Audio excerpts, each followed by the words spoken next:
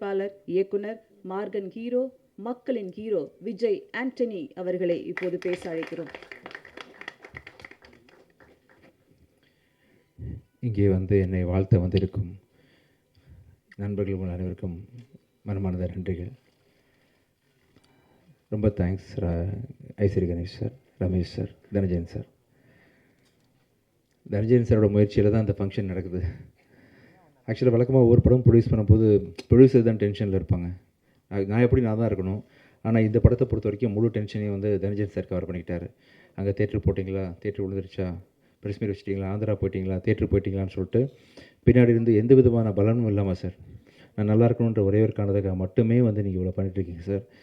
ரொம்ப நன்றி சார். இப்படி மனுஷன் நான் சம்பாதிச்சு நான் பாக்கியப்பட்டிருக்கேன். ரொம்ப தேங்க்யூ சார், ரொம்ப நன்றி. இந்த படத்தை வந்து நிறைய மேடைகள் வெற்றி கொடுத்துருக்கேன், தோல்வி கொடுத்துருக்கேன், நிறைய பார்த்தாச்சு. அதில் வந்து இந்த படம் வந்து எனக்கு ரொம்ப ரொம்ப ஸ்பெஷலான படம். ஏன்னா இந்த படத்தில் வந்து 2 முக்கியமான நல்ல மனிதர்களை அறிமுகப்படுத்துகிறேன்றது தான் காரணம். ஒன்று வந்து முதல்ல லியோ ஜான் பால் டைரக்டர். எந்த ஒரு படமுமே பார்த்திங்கன்னா ஹீரோனால் ஓட போகிறதில்ல. கடவுளே வந்து ஹீரோ நடித்தா கூட டைரக்டரோட ரைட்டிங்கும் டைரக்ஷனும் ஸ்ட்ராங்காக இல்லைன்னு சொன்னால் ஒரு ஷோ கூட பிக்கப் ஆகாத படம். அதே வந்து யாருனாலுமே ஒரு குரங்கை வச்சு படம் இருக்கிறோம், கழுதியை வச்சு படம் இருக்கிறோம் அப்படின்னு சொன்னால் டைரக்டர் ரைட்டிங் ஸ்ட்ராங்காக இருந்தால் அந்த படம் பிளாக் பஸ்டர் ஆகும். அதுக்கு ராமநாதன் சார் பெரிய உதாரணம். அப்படி வந்து நான் எந்த படத்துக்கு ஓடினாலுமே அந்த படத்துக்கான முழு அங்கீகாரத்தையும் நான் டைரக்டர் தான் கொடுப்பேன். இது வரைக்கும் நான் பண்ண அத்தனை படம் அப்படி தான். அதில் வந்து இந்த படம் ஓடினதுக்கு முழு முதற் காரணம், எல்லா காரணமுமே வந்து என் டைரக்டர் லியோ ஜான் பால் தான். அவர் வந்து நான் வேறு லெவலில் இருக்க வேண்டிய ஒரு எடிட்டர் இண்டஸ்ட்ரிக்குள்ளே. அளவுக்கு அதிகமான சின்சியாரிட்டி. ஆக்சுவலாக டைரக்டருக்கே கோவம் வரும் சம்டைம்ஸு. ஆனால் அவர் டைரக்டருக்காக தான் பேசிகிட்டு இருப்பார் லியோ. ஆனால் அதை ஒத்துக்கிறதுக்கும் புரிஞ்சுக்கிறதுக்கும் கொஞ்சம் டைம் ஆகும் எல்லாருக்குமே. பட் கெட்ட பேர் வேணாலும் பரவாயில்ல, நான் வந்து உண்மைக்கு பக்கம் நிற்பேன், நல்லது தான் சொல்லுவேன்ற மாதிரி பல விஷயங்கள் அவர் பிடிவாதமாக இருந்ததை பார்த்து தான் அந்த வாய்ப்பை நான் உங்களுக்கு கொடுத்தேன். ஆக்சுவலாக நானே சில சமயம் கோவப்பட்டிருக்கேன், என்ன லியோ அப்படின்னு கேட்டிருக்கேன். நான் ரொம்ப யோசித்து பார்க்கும்பொழுது அவர் வந்து தான் வேலைக்கு ரொம்ப உண்மையாக இருந்திருக்காருன்றதை நான் வந்து புரிஞ்சுக்கிட்டேன். கண்டிப்பாக சொல்கிறேன், லியோ வச்சு நீங்கள் ஃப்யூச்சரில் யார் படம் எடுத்தாலுமே கண்டிப்பாக ஒரு ரொம்ப சின்சியராக யார் வந்து சொன்னாலும் அந்த படத்துக்கு உண்மையாக ரொம்ப இருப்பார். ஆஸ் எடிட்டராகவும் இருப்பார், ஆஸ் எ டேரக்டராகவும் இருப்பார் அப்படின்னு ரொம்ப பெருசாக நம்புகிறேன். ஸோ இது வரைக்கும் நீங்கள் பட்ட கஷ்டம்லாம் தீர்ந்து இதுக்கப்புறம் ஒரு பெரிய சக்ஸஸ்ஃபுல் பர்சனாக நீங்கள் லைஃப்பில் இருப்பீங்க. இவரை லான்ச் பண்ணுறது, ஒரு நல்ல மனுஷனை லான்ச் பண்ணுறது மூலமாக சந்தோஷப்படுறேன். அடுத்தது வந்து என்னோடய தங்கச்சியோட சன் அஜய். பிச்சைக்காரன் படத்தில், ரோமியோ படத்துலலாம் எனக்கு ஏடியா ஒர்க் பண்ணார். அஜய் லான்ச் பண்ணுற ஒரு படம், ஃபஸ்ட்டு படம் வந்து தப்பாக இருக்கக்கூடாதுன்னு கொஞ்சம் ஒரு கவலையிலே இருந்தேன். அது இல்லை அப்படின்னு சொல்லிட்டு நீங்கள்லாம் சப்போர்ட் பண்ணி இந்த படத்தை நல்ல ஒரு பேர் வாங்கி கொடுத்துருக்கீங்க. அப்போ அஜயை ஃபஸ்ட்டு படம் லான்ச் பண்ணுறதை தாண்டி இன்னொரு பெரிய சந்தோஷம் எனக்கு இருக்குது. அது வந்து எவ்வளோ கோடி கொடுத்தாலும் கிடைக்காத ஒரு சந்தோஷம். ஆக்சுவலாக எவ்வளோ கோடி கொடுத்தாலும், நான் இன்னும் எவ்வளோ படம் நடித்தாலும் சரி, இதுக்கு முன்னாடி நடிச்சிருந்தாலும் சரி, பிச்சைக்காரன் 1க்கு ஈக்குவலாக வந்து எந்த படமே இருக்க முடியாது. ஏன்னா 100 சாமிகள் இருந்தாலும் அம்மா உன்னை போல் ஆகிடுவான்ற மாதிரி அந்த ஒரு படத்தை எனக்கு வந்து பரிசாக கொடுத்த சசி சாரோட டைரக்ஷனில் அடுத்த அஜய் பண்ண போகிறது. அந்த படத்தை வந்து உருவாக்கி கொடுத்த ரமேஷ் பிள்ளை சார். ஒரு 2வது படத்துலேயே வந்து ஒரு ஹீரோவுக்கு வந்து சாதாரண விஷயம் இல்லை அஜய், புரியாது, அதோட முக்கியத்துவம் என்னன்னு தெரியாது.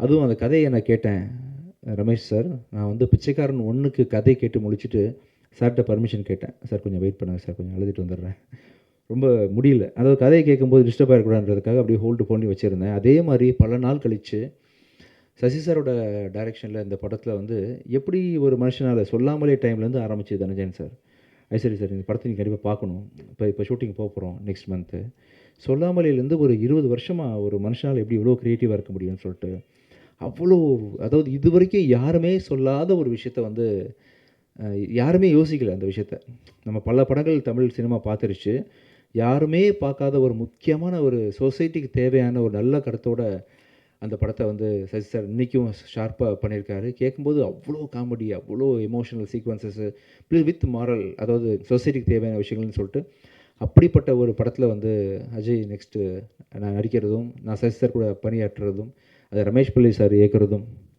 ஸோ இப்போ ப்ரொடியூஸ் பண்ணுறதும் பெரிய ஒரு சந்தோஷமான விஷயம். ஸோ ரொம்ப இது எல்லாத்துக்கும் சேர்த்து உங்களுக்கு நான் எப்படி தேங்க்ஸ் பண்ணுறதுன்னு தெரியல. ஒவ்வொரு தடவையும் நான் ஜாலி பண்ணிட்டு போயிடுறேன் ஃபங்க்ஷன் வந்தால். மனமார்ந்து சின்சியராக உங்கள் எல்லாருக்கும் வந்து அந்த சந்தோஷத்தையும் அந்த நன்றியையும் தெரிவிச்சுக்கணும் உங்களுக்கு அப்படின்றதுக்காக தான் இந்த சக்ஸஸ் மீட்டு. மிக்க நன்றி. ஸோ இதுக்கப்புறம் கூட நான் தயாரிக்கிற ஒவ்வொரு படத்துலையும் அடுத்ததாக வந்து சத்ய திருமகன் ரிலீஸ் ஆக போகுது. கூடிய சீக்கிரம் அதுக்கான அறிவிப்புகள் ஐ திங்க் இன்னும் 5-6 டேஸில் அதோட ரிலீஸ் டேட் அனௌன்ஸ் பண்ணுறேன். படம் ரொம்ப நல்லா வந்திருக்குது. எனக்கு என்னமோ நல்லது நடந்துகிட்ருக்கு இந்த டைம்லலாம் தெரியல. நான் மிகப்பெரிய விசிறி அருண் பிரபு புருஷோத்தமன் டைரக்ஷனுக்கு அருவி படத்தை பார்த்து வால் படத்தை பார்த்து நான் இப்படி ஒரு டேரக்டர் நம்ம ஊரில் இருக்காருன்ற அளவுக்கு அவரை வந்து நான் சத்யஜித் ரே அளவுக்கு நான் மனசில் வச்சுருக்கிறேன் அருண் பிரபுவை. அவர் டைரெக்ஷனில் வந்து இந்த ப்ராஜெக்ட் ரொம்ப பயங்கரமாக வந்திருக்கு. பார்த்தவங்க எல்லோரும் சோஃபார் வந்து வேறு மாதிரி அதை அப்ரிஷியேட் பண்ணிட்டு போயிருக்கிறாங்க. இன்றைக்கி டேட்டில் நான் வந்து அந்த படத்தை வந்து விஜய் டிவி ஹாட்ஸ்டார் தான் டிஜிட்டல் வாங்கியிருக்கிறாங்க. ஹிந்தி ஆர்கேடின்னு ஒரு கம்பெனி வாங்கியிருக்கிறாங்க. முடிஞ்சிருச்சு. போஸ்ட் ப்ரொடக்ஷன் ஒர்க் போயிட்டுருக்கு. விரைவில் அறிவிப்பு வெளியே வரும். அந்த விஷயம் நல்லா வந்துட்டுருக்கு. அதை தொடர்ந்து அடுத்தது வந்து லாயர் படம் ரொம்ப நல்லா வந்துட்டுருக்குது. ரொம்ப சந்தோஷமாக இருக்கிறேன். உங்கள்கிட்ட அந்த சந்தோஷத்தை பகிர்ந்துக்கிறதுக்காக தான் சொல்லிட்டுருக்கிறேன். மிக்க நன்றி. ஸோ ஒரு திரைப்படம் லியோ ஜான் பாலோட க்ரியேட்டிவிட்டிக்கு வந்து உருவம் கொடுத்த இந்த படத்தில் பணிபுரிஞ்ச நீங்கள் சொன்ன மாதிரி ADs, cameraman, assistant directors, art directors, fight masters உங்கள் எல்லாருக்கும் மிக்க நன்றி தெரிவிச்சுக்கிறேன். பிகிடா, தீப்ஷிகா அண்ட் கனிமொழி உங்கள் எல்லாருக்கும் மிகப்பெரிய நன்றிகள். ஸோ இந்த படத்தில் இன்னொரு முக்கியமான ஒரு தூணாக இருந்து செயல்பட்ட ஒரு மனிதர் வந்து இந்த ராஜீவ். எங்கள் படத்தோட கேமராமேனுக்கு வந்து ஆக்சுவலாக ஒருத்தன் பாதியில் வந்து உங்களுக்கு பூங்கொத்து கொடுத்துட்றேன் வாங்க ப்ளீஸ் மேலே. இந்த படத்தில் கேமராமேன் வந்து கொஞ்சம் நடுவில் கொஞ்சம் பாதி படம் போயிட்டு இருக்கும்போது இதாகிடுச்சு. கொஞ்சம் கால் பிரேக் ஆகும்போது அந்த கேமராமேனுக்கு உறுதுணையாக இந்த படத்தை நிறுத்திடக்கூடாது அப்படின்னு சொல்லிட்டு பாதியில் வந்து ஜாயின் பண்ணி படத்தை நல்ல முறையில் முடிச்சு கொடுத்தா உங்களுக்கு மிகப்பெரிய நன்றி. வாங்க.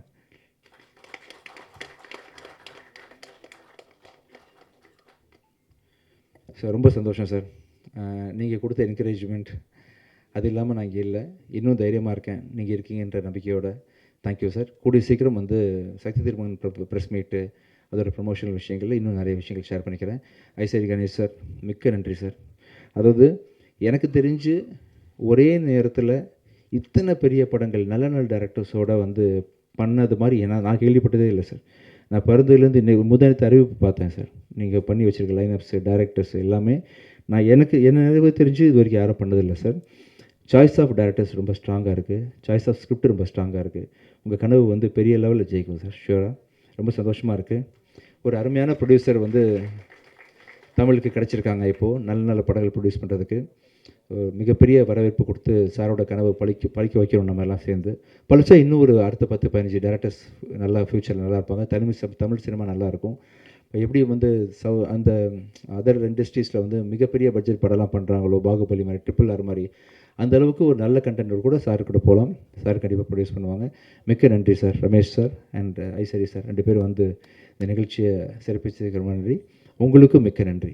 ரொம்ப ரொம்ப தேங்க்ஸ். தேங்க்யூ. கவிதா ரொம்ப thanks. Thank you. And Rekha thanks. நம்பிக்கை ஒன்று இருந்தால் மேகங்கள் மெத்தையாகும், வசந்தங்கள் வாழ்க்கையாகும். மீண்டும் ஒரு விஜய் ஆண்டனி மேடையில் சந்திப்போம். நன்றி, வணக்கம்.